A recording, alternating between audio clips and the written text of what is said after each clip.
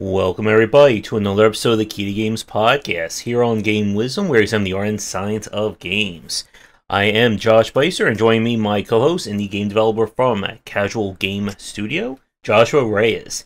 How are you doing this very uneventful and very easy week? Well, I'm doing better. I got me and my entire family got the fever, so it's one of those types where you don't know what time it is or what day it is. I didn't even know what day of the week it was. Luckily, I'm back amongst the living now. I'm fully caffeinated, so I'm ready to go. I did have like a nightmare about deleting my entire source code for one of my games, so that did happen, but just in a dream. Other than that, Josh, how are you doing? I am doing alright. I've been trying to get more sleep and cut back on caffeine, so I cut back on the caffeine, but even though I'm getting more sleep, I'm not feeling rested, so I don't know what's going on there. Yeah, I hear that. I actually just increased my caffeine intake, so... You took my caffeine intake. It has to be normalized somehow. Indeed. But Josh had basically a week of game dev, not knowing what time and day it was, and nightmares about projects. So I think you're ready for a game design talk, right? That's right. Let's go. I'm so ready for it. And hey, start. So for me this week, it's been Next Fest. Nothing but covering indie games and more indie games and even more indie games. I thought that was a fever dream. I saw one of your tweets and I was like, wait, is it Next Fest? And then I passed out. But apparently you were slogging through it. So how's that been? I think we're at least like 40 games so far. We got 2 more nights. There have been a lot of really good ones, which is bad because it means I spend more time on the good ones. So it means less games. So we have 2 more nights to get through. And then probably Monday, Tuesday, Wednesday this week will be like a 3-parter showcase of all the games. But the crop overall seems pretty good. Yeah, some pretty solid ones. Good deal. For our topic this week, this is going to be kind of a continuation from my critical thought I did on Monday, or last Monday, for those of you watching this live. And we're going to be discussing the use of context, and how it can be applied to different game mechanics, different systems, and what does that mean when trying to come up with the overall aesthetics or tone of your game? So if you haven't seen that video, go watch it a few, dozen or so times. Just keep hitting the like button as many times as it will allow you. Yeah, there's an exclusive dark mode, Josh, included in the video, so I definitely recommend going to see that. Yep. So yeah, for sure. So since I kind of gave my preamble in that video, I'll go turn over to you first. So what do you think about when we're discussing this topic of kind of applying context to mechanics and systems? Yeah, I think this is really an extremely important part about game design, and it's almost like basics. And for some reason, it's like an esoteric oversight that we don't really notice as game devs. It's the most critical part of game design. And sometimes people get, like you were talking about forcing mechanics, like delusional thinking that you're obligated into fitting a square hole into a round peg. And that plays into the weakness of the games. I'm sure you've played emotional, narrative driven, but with platforming that's really poorly. And it's this could have just been contextually wise, this just would have been a narrative only game. There's no context for platforming in here, and then it's pulled off poorly, right? So basically, it's basically square one of game design, and we don't really talk about it. I wasn't sure if you were joking about it in the video that this is the most tweeted topic about, or if you were serious about that or not, because I think this is extremely overlooked on how important it is for overall the holistic idea of game design as a whole. No, it is kind of true when we look at kind of people discussing, is violence or do we still need to have combat in our games? I mean, we can even take this back to kind of when survival horror changed from the independent space about 12 years ago with the rise of Amnesia and so on, with a lot of developers kind of pew-pewing, combat or direct action mechanics in their games. and I'm going to cough. There we go, that was a good one. But about this idea that, and I think there is still this sentiment from people, and I see this from specifically from like indie developers, and especially those who tend to focus more on art and storytelling and trying to build a game, that, you know, combat is this kind of lesser system, that it's not good, we need to move away from it. And this is where we kind of saw the, and I said this in the video, this kind of push towards the whole wholesome game craze. And this was games. Like 3 years ago, 2-3 years ago, right around there. And while I was watching that, I was just having these red flags coming up in my head of the idea that, you know, a mechanic by itself can be treated as good, bad, or indifferent. And one of my long-standing beliefs is that individual mechanics, and or even going as far as like systems, they're not really bent towards a specific context or a specific market. Right. You can have a game, again, like in my video, you can have a game where you are, you know, filling up a party meter by throwing presents. Cupcake party. Just as you can have one where you are filling up or draining a blood meter to rip enemies apart. Bloodfest party. Yeah, exactly. And it is, again, as you said, like, it's a very interesting topic that I don't think a lot of people generally discuss, or they really think about this in terms of why do people like combat mechanics, and can you do, and I think this is another interesting point, we'll get your thoughts on this as well as chat. I think there's this tendency to think that combat is, you know, exciting, over the top, bombastic, and non-combat is, you know, the thinking, it is the, you know, the intellectual style. And I don't know if I would generally believe that. I think you can do both in very different ways. I'm curious what you think about that. Yeah, definitely. I think you can do both in very different ways. And like combat specifically, like a lot of these games, they seem to be, you know, fitting the square hole in the round peg, going about it, like forcing the mechanics in there, right? And it's like definitely possible to do it without those mechanics. So for like combat, for example, it's a very specific type. To have good combat that works, like as you said in the video, gameplay is king. And if you just implement combat into your whatever narrative roguelike shipbuilding game, and it doesn't really fit contextually, right? Instead, you should maybe be talking with people, using persona points and things like that instead, right? You could approach it differently. And so it's definitely possible to do it different ways. And I think that really the issue is trying to what's funny is combat is used to solve an issue. And I think that forcing combat into a game can cause an issue when it's not needed to solve the issue, right? Like there's other ways to do it and go about it. In fact, while I was getting ready for this podcast, I think I have like 6 game ideas featuring non-combat ideas. So that'll be exciting. So if you listen, we'll have six game ideas plus your cupcake party and Bladderfest. So that's like 10 game ideas. Yeah.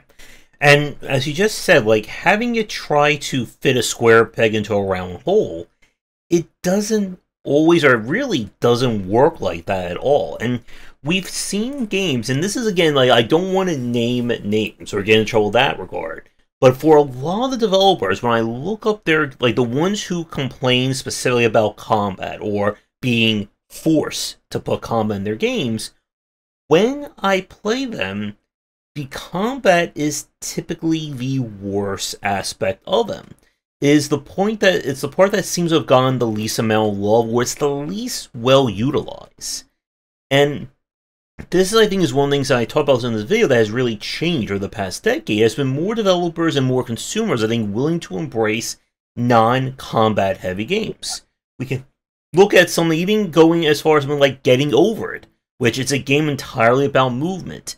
Papers, Please, Return the Obra Dinn, A Case of the Golden Idol, and so on, of games that you do not do any kind of fighting. There is no, action-based design. And they are still very well defined, very engaging titles. And there's a tendency, I think, from developers, especially those in the first time, again, as we've said, to try and combine things. To say that, well, Yes. if I combine a visual novel with a shooter, with a racer, then I'm going to attract visual novel, shooting, and racing fans. It doesn't work like that. You are, again, dividing a niche to a niche to a niche with each genre qualifier. And some developers can get away with that. Again, like stuff like Project Moon with like Library Ruin and Lobotomy Corporation, they're very unique games. And this again goes to one of the things I've talked about during the last decade, about how a lot of indie studios become brands unto themselves. That you're not necessarily playing the game for the game, you're playing it to support the developer and that branding.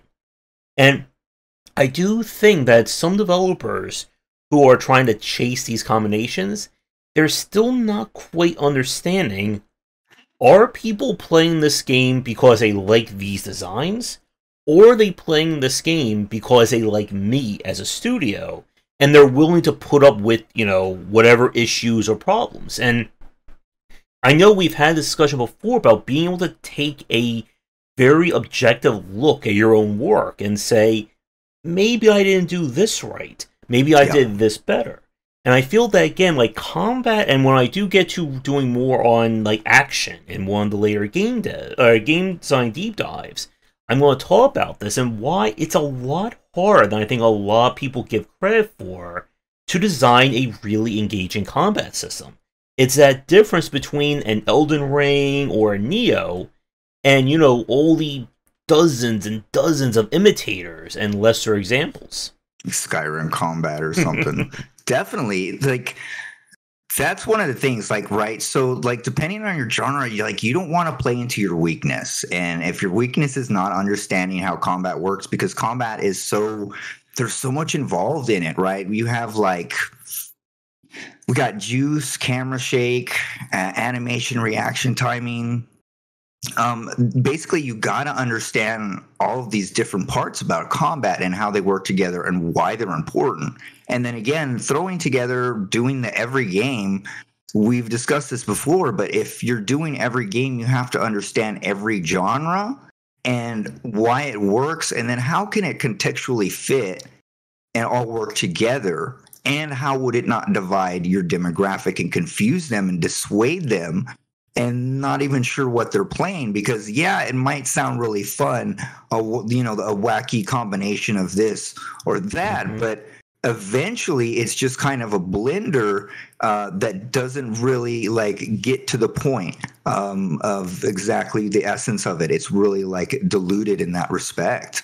You can really dilute your design that way. So again, it's one of the context of your game can beget the mechanics, right? And that's really important to go on. And then your point about combat needing to be included, and I think that's a fallacy, like saying that, you do, I think it's a developer failing to say that combat is the only way to solve one. I'm going to go over some game examples later of ways that you could do a game with combat and without it, and how it would ruin it.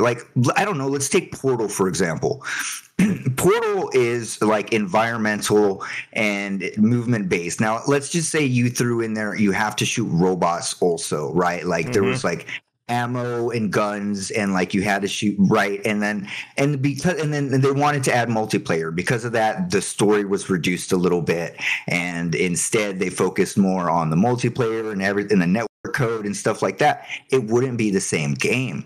Or for example, if we took Stardew Valley, which is the context of a farming game, right, and relationships and things like that, and we said, okay, we're going to put combat. And for example, this dev put the combat in there because he's like, well, you got to have combat, but in his heart, he doesn't understand combat. He didn't want to put combat, and he's only putting combat because he thinks that it's needed, right? Or because adding this addition, this mechanic will help it sell. And reality is that if it didn't fit contextually, and if your heart is not into it and you do not understand that mechanic, then you just better to leave it out. As you stated, a game with a bad story but excellent gameplay is more coveted than the opposite. So yeah, and I think I said in the video that amazing story and poor gameplay, it doesn't, I think, drive as much of an impact as people like to think, because there are a lot of indie developers who I know they will argue that point to the death. And yeah, again, it's that question of what is the market for? And I think this is where a lot of people tend to have that miscry about combat. Is that, you know, if Call of Duty sells 10 million copies, again, I'm just pulling numbers, I don't even know exactly how much it sells. But if it sells, let's say, 10 million copies, and my narrative, expressive, you know, very soulful game only sells 10,000 copies, you know, it's like, well, I put all this more work into it, why is it not getting that? Why does the market like that? And again, it's that very tough aspect about game dev, that the market at the end of the day is the primary driver for, obviously, for what the market is or what games people expect. And even if you, and I'm sure this is something you are well aware of as well as any developers watching, that the amount of work you put into the game does not translate into the amount of sales or the amount of coverage that a game gets. And it is that very bitter pill a lot of developers have to swallow, that you can spend 10 years of your life making, you know, to the moon times 15 in terms of, you know, emotional breakage, and you may not get even picked up by anyone when it comes out. And that is another rant in of itself that we could get into about, you know, what games people are covering. Yeah, that's a completely different wormhole for sure, Josh. Let's see. Yep. And to Chris's point, like with something like with Stardew Valley, I would put it along the same lines as a game like XCOM, where you have these different systems all kind of working together, and one kind of plays off the other in that respect. And we really don't see a lot of those games. Like, I think the only major example other than that would be the Total War games, or even stuff like Age of Wonders, where you have, you know, the grand, like, turn-based layer, and then you go down to the real-time strategy. What we've seen is a lot of developers are trying to, you know, merge everything into a single gameplay loop. And sometimes that works, and sometimes it doesn't work.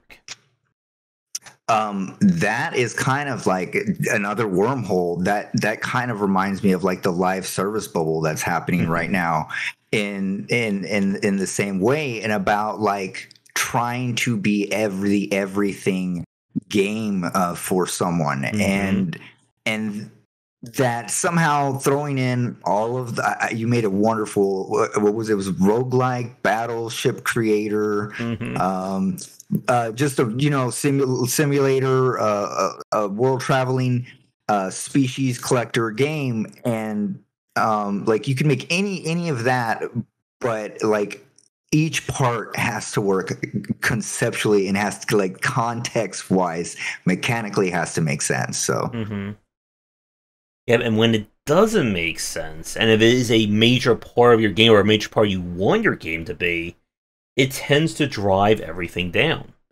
And it's why you need to be very careful about what exactly is this doing to my game.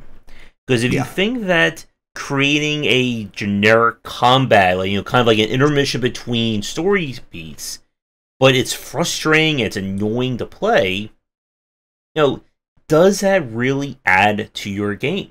Is it just a box you're trying to check off? And even with that, is it something that your audience wants? Right. Exactly. And like that kind of goes into like when you're designing a game and you're creating, you want to have like tenets and pillars of it. Like, what is my game about? Like, is it narrative? Is it a narrative based emotional game? Right. And then that would dictate, well, do we want to have like point and clicking and discovering, and like what kind of mechanics would be more well suited for that? I don't think a Dark Souls combat would work well for the narrative. It could, It could, but of course you'd have to pull it out well, right? So you have to be aware of it. So laying down pillars are examples of your game, like what it's going to be. Like, for example, I think God of War, he used, there was like 4 pillars. It was like combat, father and son, and exploration. And if nothing fit, if the mechanic didn't fit in that idea, in that context, then they wouldn't include it. Of course, we can debate about how that game did turn out anyway, but that having those pillars of context for your game will help you decide and dictate that the mechanics fit, and then also again understanding the market and who you're making the game for. Mm-hmm. And when you even with something like with Doom Eternal or with Doom 2016, when they were talking about how they really wanted to push forward combat. And that meant removing anything that would slow down or make the player disengage from the shooting. And it led to a far better game. They removed reloading, which again, say that to a first-person shooter fan, it sounds like you're speaking another language. Exactly. Yeah. And then, didn't you would get extra ammo for being more aggressive too, right? Mm-hmm. So the more aggressive, the more push forward you were rewarded for that type of combat. Like Bloodborne as well. You were rewarded for push. That was another type of push forward combat that rewarded you for pushing forward. So. Mm-hmm. And it is one of those things that, again, it fits the game. It fits what they're trying to do. And when you're trying to combine very different genres, again, like a visual novel and combat, racing and stealth, anything along those lines, you need to be very considerate as to what aspects of each are you trying to put together. Here's a racing and stealth game. Okay, so what you have to do is you have to be a thief to steal the parts for your automotive gang, and so the stealth part is Solid Snake sneaking to break into automotive shops and get the parts, and then later you race the car. So that's how you can combine it. Mm-hmm. And I even played an indie game that was basically just stealth puzzles while you're driving around avoiding police cars. Wow, that's nice. See, yeah. There's a ton of ways that you can the combat isn't the only solution. There's a ton of ways that you can do it, especially if you're not well versed at combat or platforming or whatever. Don't play into your weaknesses in game dev. Mm-hmm. And it's why some games I've played that try to combine platforming, for instance. There have been platforming puzzle games. There is a platforming RPG that I played a few years ago, and you have to, again, be very considerate as to what these systems are actually being used for. If you tell me you're building a platformer, I'm expecting stuff, again, like Coyote Time. I want super responsive controls. I want different jump tech, different movement tech. If you're a platformer and all it is just, one standard jump, bounce on platform, springs, whatever, and that's it, the platforming in this respect is just simply, I guess, the mode of conveyance to the RPG side. So you're really building an RPG that is played like a platformer. And it's one of the things that I've said before about there's a difference between saying you're building an action game with RPG mechanics or an RPG with action mechanics. There are two very different connotations there. Yeah, that's contextual dependency, right? Mm-hmm. It depends exactly. The context dictates the mechanics, what can and can't work. And if they are different and you're trying to change them, you have to adjust them accordingly. And again, it also requires mastery of the genre and understanding of the genre. Trying to implement a mechanic without understanding it is a very foolish thing to do. If you want, you need to, again, I talk about juice a bit, and it's really important. execution and platforming is super huge. It's really big. Like play Celeste and then play a really bad platformer, and you can see, like, you could literally have an essay about the amount of differences between, you know, excellent execution and poor execution. And so in the game, when you say, okay, I want to have platforming, and your mode of conveyance, again, it's an excellent point, Josh, is that you need to understand how you want to convey with your contextual dependency, like the game, right? And you have to be aware how you're conveying it, and just conveying it because you have to will usually lead to very tepid results. Very watered down and diluted results that people can tell. Again, like you stated earlier, people can tell that the heart wasn't in it. And, you know, I think, you mentioned Spec Ops: The Line multiplayer was like a cancerous tumor. You know what I mean? Like, you have to play to your strengths and not your weaknesses. Be aware of your genre, right? And when you're trying to genre bend, you have to correctly bend those factors and be aware of what you can extract from each genre, which mechanics works, why they are there, why they execute well, and how they can interact and work together in a way that is all contextual. And it's why you need to be very considerate, again, about what is this actually doing for the game. Yep. Because you can say that I want to have, let's say I really want to make a dating sim.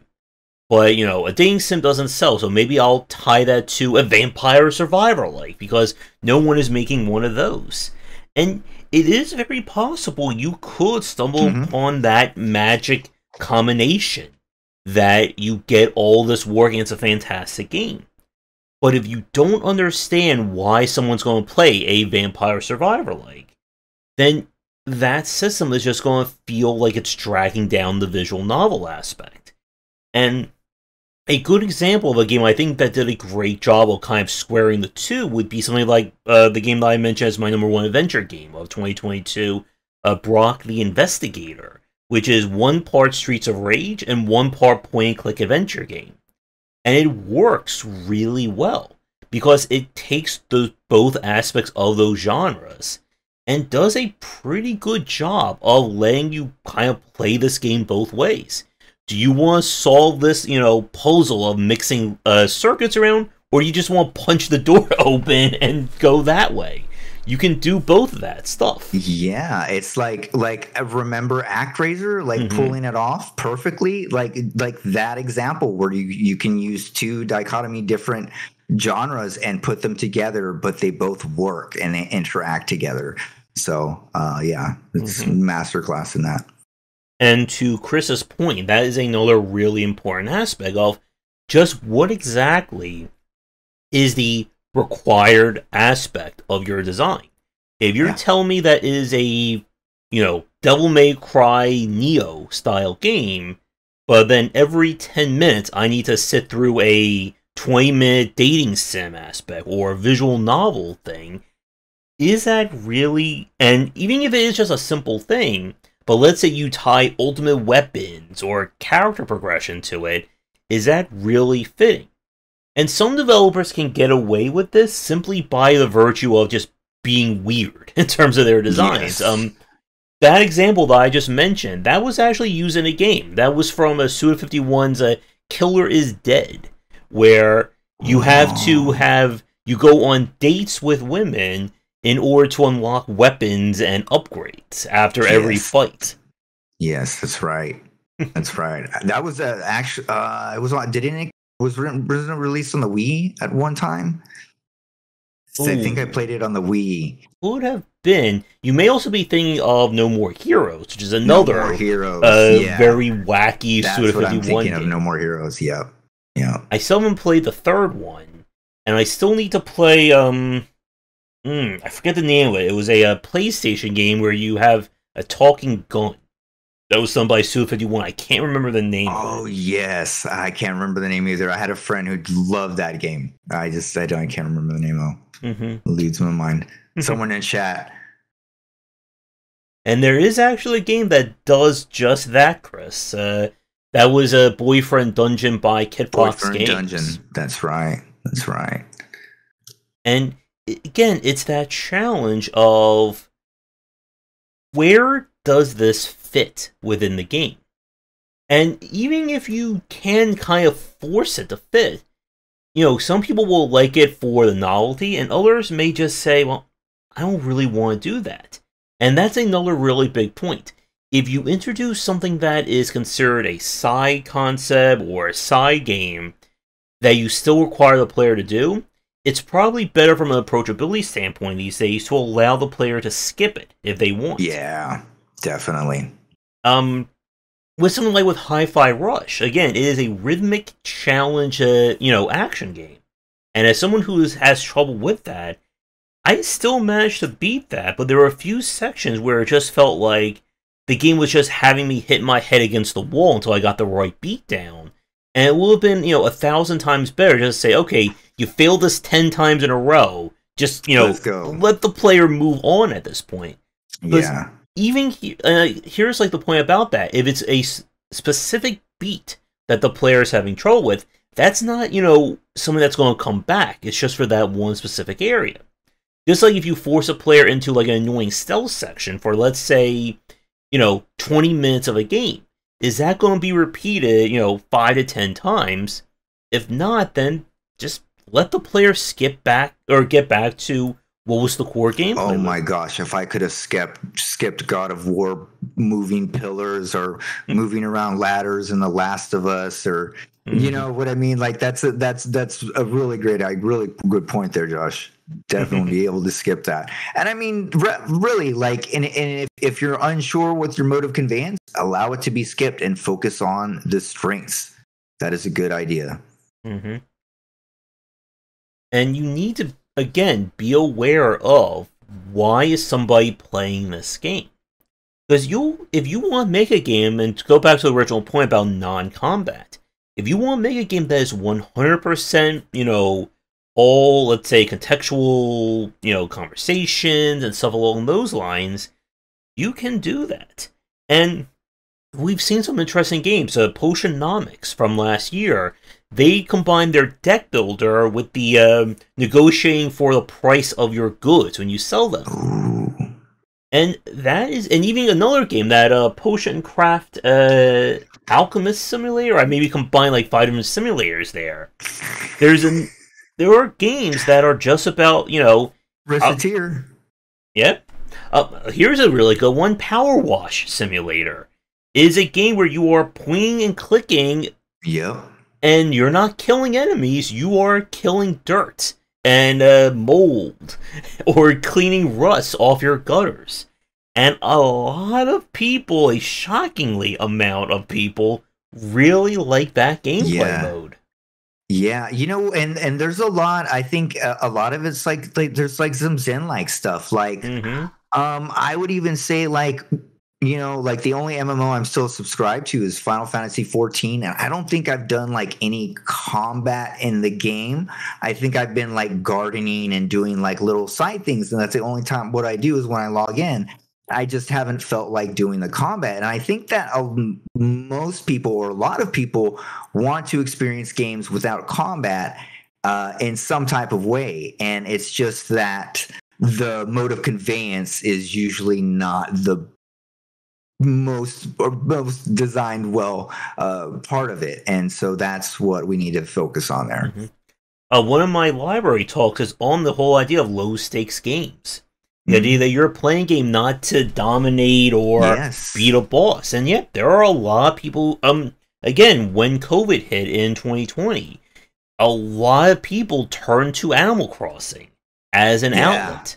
Big. It was massive. And like we were talking about on the podcast about competitive gaming and the anxiety people having about ranking up or ranking down, that's just like an extreme level. And let's just take that down to a medium level, and someone just kind of wants to play, I don't know, a Journey like a game, and imagine if they put combat in Journey, right? That wouldn't make any sense at all. It would have to be executed right, and they would have to have like a combat designer that knew exactly what he was doing, but it doesn't fit the context of the game. So, but of course, someone could attempt that kind of design, but they would need to be someone who not only gets, the meditative qualities of Journey, but also, the rip and tear of a Doom or a Devil May Cry. Right. And psychologically, why do I want to be zenning out? And then how can I move over to ripping and tearing and then back to zen? Right. So you'd have to weigh those two. That is I think that could be like the heart attack inducing game. Here's some nice calming breeze, and then here comes the chainsaw monster, rip his head off. It's like Flower, and then Dead by Daylight. You're on hooks. There you go. There's another game idea for everyone. Just peacefully put people on the hooks there. Yes, there we go. Peaceful hookup. Well, that was the subject of my thumbnail for today, Chris. Isabel and the Doomslayer together. Rip and tear can mean two very different things in those two worlds. Definitely. Yep, and it is, again, that challenge of understanding the mechanics behind them. Again, going back to the platformer, if all you think about in platforming is person walks to the right, hit A button, they go like this, and that's my whole platforming, that is not going to make an engaging platformer. Right. And why do people want to play platformers? Right. Yep, just as why does someone want to play a visual novel game? Why would someone want to play a shop simulator like Racketeer? And why that genre has really not seen... I want to see more shop simulator style games. I want to do... I literally wake up in a cold sweat every day thinking how I can do it. I was like, how can I pull off Racketeer again now? Was that one of your fever dreams last week? That was one of my fever dreams, definitely. There you go. And I figured it out, and I deleted the source code. So. And even stuff like the Factorial Lakes. A really good example would be something like Dyson Sphere Program, that they looked at, that kind of logistic style and said, okay, how do we do something differently but still retain, what we want out of that design? And it blew up royally for them. It was again, that, kind of like the Vampire Survivor of that year, in terms of just how quickly it became popular. What's the other game? I just lost it. There was another game that I played that also just came out of nowhere, besides Vampire Survivor. Again, there's been a lot of those smaller games. Gunfire Reborn. Gunfire Reborn is another game that, again, is a first-person roguelike or roguelite. And they managed to, again, get what works out of both those designs. Yeah. Is it the number one roguelike or the number one FPS? No, I would not argue that. But for what it does in terms of combining those systems is what makes it work. And again, that is where this challenge comes from, is figuring out, okay, what works from this genre, and how do I apply to what works with this genre without stepping on each other's toes? Right. And also another thing to keep in mind is that you're niching yourself out, right? So farming simulator with Cat Tycoon or something, and it's two different things, and you have to extract and extrapolate from each genre what works, and then what motivates the player to want to play it, and then what would want to motivate the player to experience this mode of conveyance that you're using for the gameplay, right? And does it work? Is it something they would want to feel? And if it is something that you're trying to experiment with it, you have to be very adept and understand the genre and what really works, right? You cannot just copy paste and hope it works. It's a lot of understanding and research into each genre when you're putting together. So please be careful genre bending, because you kind of have to be a master at each, right? And if not, you kind of got to maybe take certain parts out and remove, simplify it. and then those two simplified parts can work together easier. You know what I mean? And then of course, every time you add, don't forget, every time you add another mechanic, add another feature to the game, that's just another layer of bugs, of issues, of just like of competence that'll be required by the developers and by the team. And is the team ready to go there? Is the team understand that? Those are all things that you have to take under consideration when you're doing, I guess, genre bending is what I'm calling it now. Something like that. Genre combining. Yep. And when, again, it works, it's working because you're essentially creating your own new niche in that respect. And you have to understand that. That, again, even the best example of, let's say, a narrative-driven first-person shooter is still probably not going to be as, hard-hitting as a 100% narrative game. Or 100% a shooter. Exactly. And you have to, again, be aware of that. Because, again, one of the easiest traps you can fall into, as a game developer, is assuming, again, that each one of your ideas is going to be, bigger than you think it is. That, again, that if 300,000 people bought my first game, then that automatically means I have 300,000 plus people who are going to buy my second game. And this is where understanding churn rates comes in. And again, it's so easy to fall into that trap. I'm just going to keep making things bigger and bigger and spending more money on it. But I'm getting diminishing returns and I'm not understanding why. Why is this idea? And again, this is that other point about this. The first game, a lot of people view that as the experiment. And they may buy it or they may check it out just on that alone. Hey, this is a deck building, racing, stealth game. Okay, cool, that sounds great. But let's say I hate that, or it didn't work out well. Am I going to really check out the sequel to that design? Probably not. But again, it's so easy to look at that first game and think, well, so many people bought it, so that's what I'm going to be aiming for, and times 2 for the next version of it. Indeed. Well said, Josh. The Hades of FPS shooters, genre fusion. There we go. Genre fusion. So here's a point that I brought up in the video that I want to get your thoughts on. And that is when we contextualize mechanics into another way. And I brought the example of Fashion Police Squad. Yes. Fashion Police Squad is a game that it plays very much like a Doom or a kind of like a Doom 2016 style game. Yep. But instead of you killing enemies, you are, fighting bad fashion. You are hitting them with a belt to get their pants up. You're, shooting stitching or needles at them to get their clothes to fit right. And it nails that theme perfectly. But there are people who would argue that, okay, but you're still doing those mechanics. You're just palette swapping mechanics. Yeah. Right. So what do you think about that? Like, do you think Fashion Police Squad is an example of a game that it works in terms of recontextualizing?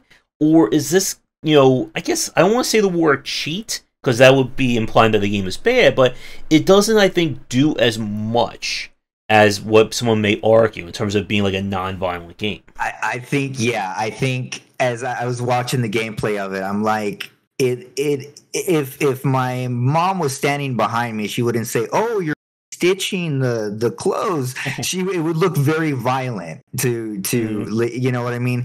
And so I think that one is like just at the line of like, changing the mechanic up. It does work, and what I really love is games trying to figure out, I'm not saying that we need to move past combat. Like, combat games will be around forever. It's like, it's a primal thing. Humans have always been into it. Will always be combat games, but exploring different ways to solve, combat issue. Instead of combat, we can solve it through other ways. And I like that. While it is not the perfect execution of it, I think it's a perfect perfect in the right direction, and I love seeing games going in that direction, and I wish more games would go in that direction. And I have a feeling that we, like you said, because it's been like the past 3 years now with cozy games and stuff like that, and I think just like tackling how to handle adversities, how to overcome things with different mechanics, or basically inventing new mechanics also is another part of it that we're messing with right now. We're really in an infancy of that. Mm-hmm. Yeah, and I think I would agree with that. That at the end of the day, like a game like Flash Police Squad, it's still a first-person shooter. It's still shooting enemies. Yeah. But it still nails that aesthetic. But it's hard to say it really would fit that theme. And it's hard, I think, to find, really qualitative examples of, instead of us, winning this fight with guns, we're winning it with, I don't know, square dancing. Or even going back as far, think about that, we could even go all the way back to, the original Monkey Island game, where they had the, what was it, like a joke, or you were all the fights were done with you coming up with witty retorts to your enemies. Yes. Yeah, definitely. But yeah, man, the experimentation of other ways to combat the adversities, I think is another avenue, and that it is especially an avenue right now that indie games should be capitalizing on and focusing on. So one key point here is that this is definitely where indie can excel at and should definitely move forward with. And it just requires adept understanding of your market, of your game, your genres, and mastery of the genres for sure. And then knowing what you can pare down, take out, simplify, refine, and until eventually you get to a nice formula. Mm-hmm.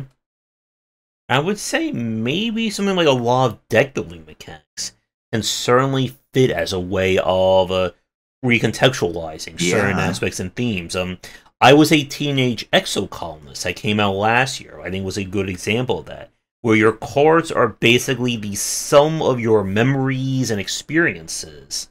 So each card represents different things along those lines, and that in turn affects what you can or what events you can do.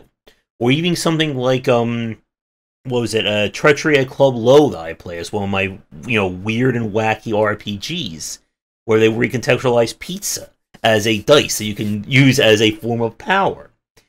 And again, the dice. There's a lot of ways that you can do this. But I won't get to Chris's question in a second, but here's a question I want to ask you into the chat. To go back to that original point, that to the developers who bemoan combat being a primary driver or a primary, market for a game, do you think we will see a time when that will be the opposite? That instead of, combat-heavy games being the number one, maybe it's all, cooking, or it's all, narrative focus. And definitely. I don't know if I have an answer for that one. Definitely. I definitely feel like as gaming,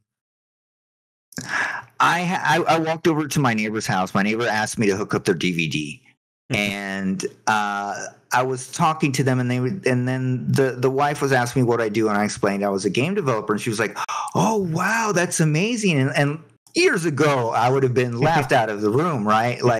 Laughed at. She was like, "Oh, that's great, amazing," and so we're at a totally different era now, in game development. What was the question again, though, Josh? Before I lose, I'm watching chat. Do you think we'll reach a point where a narrative-driven game will outsell, or narrative will outsell combat in the market? 100%. Okay, so the whole point was, she said, and this was, she's from the Philippines. She's an immigrant, and she was like, everybody plays video games. Everybody plays video games, but not everybody is into combat, right? Everybody is in. It's we don't all watch horror movies. We don't all watch fantasy movies. We have certain genres that we like. for example. And I think that, like maybe at one time horror was like the most popular genre, but eventually like it'll normalize. People, don't always want that combative experience and they want something different. I definitely think like we will be reaching that point, like maybe within like 8 years. I feel like we will reach a point where people will kind of be like turning back toward combat. Because I know you've mentioned combat just being used, like being forced upon, and when there's so many different other ways to solve the solution, and it's just kind of like a crutch used. So I definitely do feel like in the future, within 8 years, I feel like, yeah, we can see other, instead of Call of Duty #1, I think we can see like a narrative or like some kind of cozy taking over. For example, Minecraft. Minecraft kind of sort of like, example, a different one that just took over. And there's modes where it's creative mode, right? You're just creating, and so there are new forms of expression, things like that. But I definitely feel like we are heading in. I think your voice kind of cut out like the last second there. Okay, I said I definitely feel like we're heading in that direction. Sure, though. Mm-hmm. Yep, and I think it is again going to be very interesting to see how developers are trying to innovate and evolve a lot of these genres. And I think the adventure genre is probably one that I think is the most like due for that kind of like mainstream resurgence. If we look at the likes of, again, like Watchet Eye Games, the whole use of Adventure Game Studio and so on.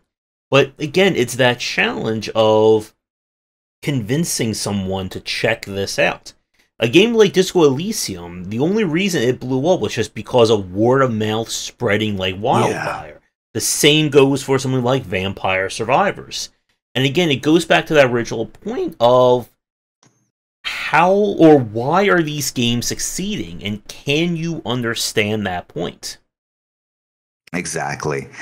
So it again, and it's taking a step back in game design and the context, and extrapolating exactly what makes it work. So if we were we keep it simple, we'll go back to platforming. What works in the platforming? Why does this platforming game feel good and this one doesn't? And now if we're going to take another genre such as narrative, what reason would the player want to experience platforming and narrative at the same time? And how can I make them work together? What I do love though is that we're seeing this. Like it is definitely like been a resurgence, or not a resurgence, but just like in the last 3 years, and I feel like we're heading that way for more divergent ways to combat adversity, tell new stories, tell new experiences, and so that is definitely, I'm looking forward to that. That's positive for me. Mm-hmm. So to Chris's comment, does a narrative change the experience? And yes. Yet that is the hard point. Because, like, going back to another game that I really liked, Renowned Explorers, this was a game where you can use attacks, or you can use, like, mental attacks. Like, you're laughing at the person, you're buffing their, or boosting their self-esteem, or you're trying to make them fall in love with you. But at the end of the day, it's still kind of considered an attack command. You're still doing damage. It's just a different kind of damage. And the question is, does that go far enough? And again, it's a very tough one to answer. Because we can sit here and say, okay, so instead of shooting someone, you're throwing presents at them. Instead of you dressing up a warrior ready to go and murder, you're dressing up a character to go out on a date or for a job interview. Instead of shooting the zombies, I'm shooting zombie cure vials at them, right? And then they turn into humans.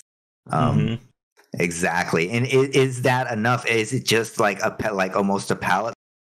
And I'm gonna say it's probably not enough, right? I don't think it's enough, and that's just because I think we're still at the infancy, like we're still at this point where, again, like, the core idea here is like the motive conveyance being like we only understand a few ways to convey this interactive experience, and we need to discover other ways and other forms of mechanics, and they're there. It is possible for us to do it.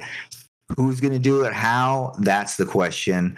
But I know it is possible, and we're making leaps and bounds with AI and all kinds of things that will allow us to do that, and focus on like the actual design and creation of the game. So, and speaking about how context can go in very different directions, probably the strangest news this past week, besides everything happening on the Nintendo Direct, was that it was revealed that Yoko Taro is working on a new game. It's collaboration with Sega, and they're recontextualizing Sega properties as anime girls for a gacha game. So there's an anime girl that represents a virtual cop, and an anime girl that represents a virtual fighter. And I don't even want to know what the anime girl is going to represent Sonic, because I think that will get us demoted on YouTube. So context can go in very strange and context matters for sure. See, now I gotta see. No, I don't want to see the Sonic. I don't want to see the Sonic. Oh my. But yeah, like I guess as a time check, we're about 56 minutes in. I figure maybe another 10 to 15 minutes. I'm not sure what else will go with this. But from the independent space, again, in particular, we are seeing a lot of ways of combining genre and combining mechanics. The game Akura, I think I pronounced that right, it's a Sokoban-style meets Legend of Zelda game that I really enjoyed. So there are ways of taking these elements and going in very different directions with them. So it is possible, but as we've said, it has to all work together, and that's where I think a lot of developers can tend to struggle. Another game that we played this past week was the game Worldless, which hopefully I didn't butcher that, or I hope I said that right. It is a Metroidvania meets turn-based RPG meets rhythm timing game. So you explore in a Metroidvania, and then all combat is handled turn-based RPG style. Wow. And it's a very novel idea, but the problem is that the onboarding really doesn't do a good job of explaining these mechanics. And this is, again, where that risk comes in, that if you're trying to time, like, even going back to something like with Metal Hellsinger or Hi-Fi Rush, that if you want to combine rhythmic-based, timing into your game, you have to explain that to the player. You have to explain it to someone who has never looked at a game like a Parappa the Rapper or Crypto the Necrodancer and so on. And if you can't do that, then you've really just cut a huge potential corner of your audience. Well said. I mean, that's a very interesting point, is that these games are being created, they're so niche, and that also makes onboarding extremely important, right? Because we're trying to explain new concepts and new things. And I think I've said this before, like if I was going to sit down or we're just going to play like a card game or something, and I said, would you want to play the card game that requires 20 rules or the card game that requires 1 rule? Most likely you're going to play the one with just like 1 simple rule, right? And unless my onboarding of the 20 rules was immaculate and you could understand it, right? Even then, the way how I'd be able to dissertate how the game works to you might completely fail and you wouldn't be able to understand it. So it's just, onboarding of these niche type games is really important. Like that game you mentioned, I would definitely imagine that onboarding would probably be one of the most important parts. I think they were spending a lot of time with experimental, and they were like, people are going to get it, but that's expecting a lot from your players to say that they're just going to get it. They might, but most likely, especially for like disparate mechanics, interesting mechanics, those things have to be explained and onboarded very well. So very well said, Josh. And is a really good example of that. I just heard that a Game Boy game or a GBA game is being brought to Steam, a Ygritte Union. It's from a developer, Sting, who makes all kinds of crazy style RPGs, and fans of that know there is the king of weird RPG from that studio. It's called Knights in the Nightmare. If you've never heard of that game, that is one to look up. It is a tactical strategy meets RPG meets puzzle game meets tic-tac-toe meets bullet hell shmup. All at the same time in that game. It is one of those games that it makes no damn sense how to do anything in it, but it's still intriguing as heck.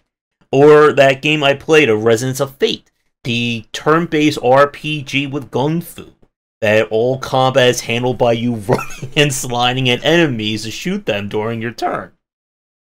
So you can go very weird ways with mechanics. But again, it's that challenge of, how do I get someone to follow me down that road?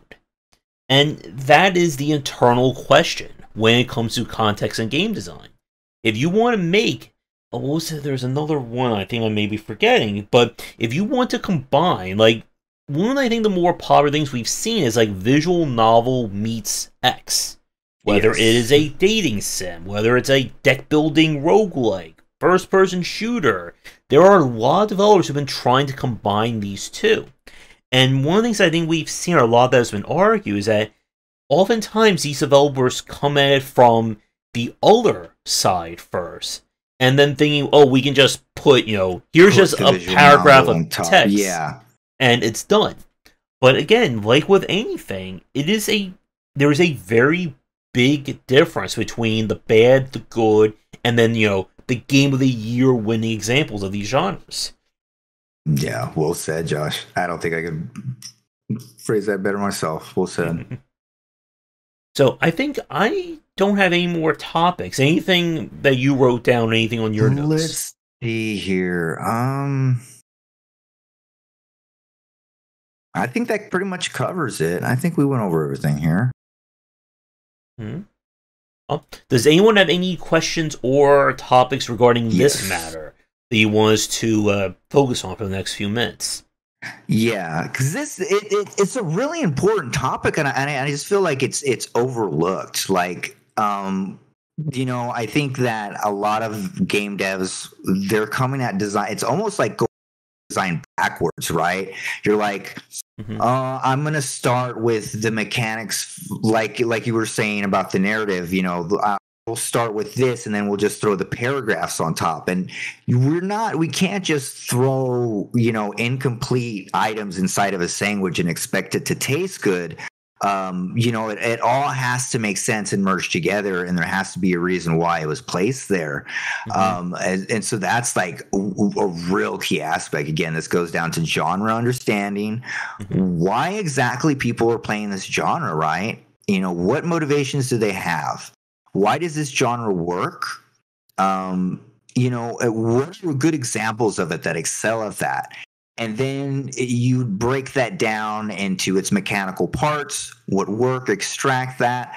And then, if you want to include something else, we're talking another genre. For example, racing or something, you pull what's important about racing. Is it the feeling of speed, the field of vision, audio, what's actually works here? And then you get those and you can combine them together. But it's really getting down to the core basics of game design. So yeah, if anybody has any questions, super important topic. And I feel like it's just kind of like esoterically overlooked, and not really, like it's literally like step one of game dev, right? Is content work. And it can make or break your game. And so it's something to definitely think about. So, and again, the nightmare about this is that when you're combining, you have to make as good of an example of each respective genre. You can't just say, I'm going to make an amazing visual novel and a horrible platformer, or a horrible platformer and an amazing stealth game. Because when you're combining, as we've said, it has to all fit. All has to work. And if it doesn't work, then you end up with, I think, a lot of, meat on the bone that you could have gotten more fans out of. Yes. And again, this is that major point that I want to get into everyone's heads. You can have that crazy combination of game, and it could work. Totally. You could get hundreds of thousands of sales. Maybe you could break, Vampire Survivors. But just as on the flip side of that coin, could maybe only get 10,000 sales, 5,000 sales. And it's important to try and, again, gauge that market as early as you can. It's why, again, playtesting. And why when you have that first, basic prototype, you show it to people and say, well, what do you think about this? Because if you enjoy it, but everyone else doesn't, you're really going to fight that uphill battle in the market. And it's why a lot of the games that have done so well, they look very simple from the outside.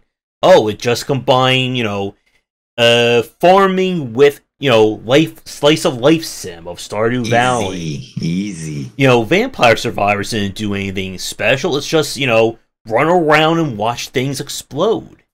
Right. But again, it's those very simple things that a lot of developers miss. And sometimes it's stuff that even the original developers didn't quite understand when they go to make a number 2 or a number 3. Right. And the issue with that is because game design being so organic and iterative is that sometimes we don't know what kind of monster we're creating when we're trying to make it. And sometimes it ends up differently, or like it just organically can end up somewhere else through prototyping and playtesting. So that's a factor. Mm-hmm.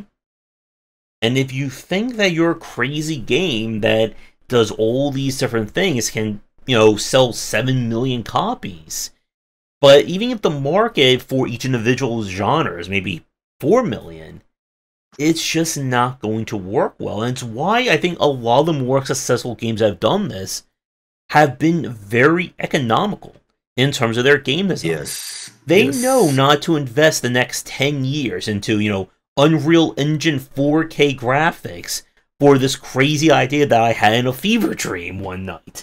Yeah. Oh my gosh, if I would have taken action to some of my game ideas I had. You should stream that. I was thinking about that because you actually when I saw dark mode Josh, I was like, you know what? Let me do sick mode Josh. There you go. And then the future version, drunk sick mode Josh.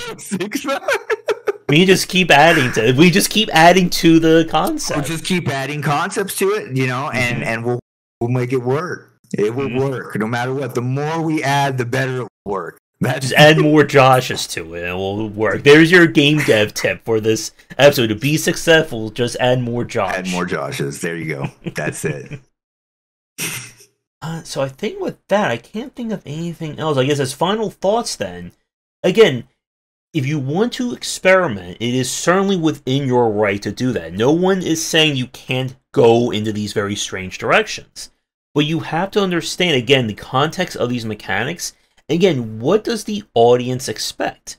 If you're, again, trying to sell someone on a dungeon crawler, or you're trying to sell someone on a first-person shooter, or a detective investigation game, or, narrative discussions, you have to figure out where that audience is going to come from and what do they expect. And it is possible, again, to take, quote-unquote, popular aspects of the genre out and leave it with something, unique. Again, something like Dyson Sphere Program, when it was originally conceived, didn't have combat. It didn't go for, the same level of, the sim aspects of how water and power works.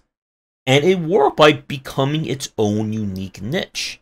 If you look at stuff like Daniel Mullins with his games, like Pony Island and Inscription and so on. Subnautica. Yep. Subnautica did with, survival crafting. And then we saw a different take with something like V Rising, and don't forget Valheim. It is possible to kind of distill certain aspects of a genre and do it in a different way or a different context. Again, you have on one end of the spectrum of a survival crafter something like The Long Dark, I think that's what it's called, where you are surviving in the winter time and is brutal, and you're going to die of hunger, thirst, hypothermia. You could stub your toe possibly and die from that. Or you have something like Subnautica, or that game Aloft that I played, where even in a game like Subnautica, you can turn off the survival aspects of it. And there are people out there who will never turn that off. They want, as hard of a sim as they can get. But just like to your point earlier about people who play games who don't want don't want violence, there are people who want to play a game that is just literally them building a house, building a spaceship, putting fish into an aquarium and watching them go. PC game builder, car mechanic simulator, World War II reconstruction simulator. I just saw there's a pub simulator where you run your own pub and you have to give everyone drinks. Oh, there is a lawn mowing simulator out there. There's Yeah. a medieval simulator and a blacksmith simulator and, again, power wash simulator. Imagine telling people 30 years ago that one day the hot new game is going to be you playing with a power washer. And that's going to take over for a while. I got to mention one of my fever dreams idea games. It was Llama Delivery Service. So it's a game where you play as a llama delivering packages, kind of like what was that walking sim game by Hideo Kojima? Death Stranding. Kind of like Death Stranding, but you're a llama, and you avoid obstacles, and you have rival llamas that are also doing that. So there's async multiplayer. That was one of my fever dreams. There you go. If you're watching, there's your idea to work on. Beat Josh with a punch there. And another one I had was Office Olympics, and it's where you compete for promotions through DDR like competitions. So there you go. All right, but again, I think that will do it from me. Any other points from you before we say goodnight? Man, I think that basically covers it up. I mean, just it's a really critical part of game design. It's literally like step one, and it's just understanding the genre you're working with, your audience, what you can distill. You said distill earlier, which is perfect point. When you're combining genres, you can't have like full extreme fishing and then like full extreme RPG. It would have to be like a distilled fishing and a distilled RPG for it to work. And like you take the most important factors and you put those in, the things that really work, right? So if it was like, if I was making a platformer, emotional driven, I would make sure my platforming, I would study Celeste, right? And study that and like study the best platformer possible and see what makes it work, right? So other than that, I guess that covers it up. For me, join the Game Wisdom Discord, buy Josh's books, join the Discord. So if you have any ideas about shows, etc., let us know. My links are down below. Wishlist Samurai Pig. And if you need help or consulting with your Unreal project, let me know. Josh? I mean, I think that last thing you said is a really good point, that when you do combine genres, you cannot go to their extreme mechanics. Right. Because, again, if you're trying to appeal to a survival crafting fan and, I don't know, a hard rock, music rhythmic challenge fan, neither player is going to have huge experience in their other genre. And it's why a game like Hi-Fi Rush and even something like Metal Hellsinger did so well. They are both not the most extreme examples of a first-person shooter or a third-person action game. But when you combine there, you layer the music design or the rhythmic challenge on that gives it another feel to it. And again, that feel in of itself is its own unique niche. Yes. So someone who is going to play a rhythmic first-person shooter game or a rhythmic third-person action game, they're most likely not going to be or they're not going to have that same level of skill as, say, someone who just plays nothing but Neo, or plays nothing but Doom, or Ultra Kill. And again, it's very smart to understand, okay, what do I want from these genres, and what do I take from them that will work in my game? What can I take from them? Why do they work? What will work? All of those things need to be interpreted and understood for you to implement it and execute it correctly. Indeed, Josh. I mean, like you can't do that because it's expecting a lot out of the player. It would be like I expect this gamer to have played, like you said, Parappa the Rapper, to played Metroidvania, and maybe this player literally this is their first game ever, right? Like literally, you don't know. This could be someone's first game, and so you have to explain this niche game and how it works. And so that's just another key aspect. So like the more niche your game is, definitely work on the onboarding, the tutorialization, or how you can explain it. Know the motives behind the player, why they want to play, and then focus on those, right? Focus on your strengths instead of your weaknesses. But I think that is a good point to end on. So we haven't discussed what our next hub will be for next Saturday's show. How about the live service thing? That's kind of anyone in chat have ideas right now? The live service mobile blowing up is kind of like I'm kind of got me a little surprised here. It seems like it's imploding. I actually have a critical thought idea on that, so maybe we can tie the two together. There you go. Let's do the same thing then. Let's do that. And we still need to get things organized for the next roundtable. We still have to do another influential games at some point, as well as the store page review. There's a whole lot of things we need to get done. I need to get back to work on my RPG book as well. I need to get back to work too. I was still working, of course, but you're not very productive with the fever and like at all. So so I need to raise back from that and get back to work myself. And for those of you watching this live, tune in tonight as well as Sunday for more indie games from Next Fest. We got 2 more nights to go, and we're going to see how many more games we can squeeze in before things end.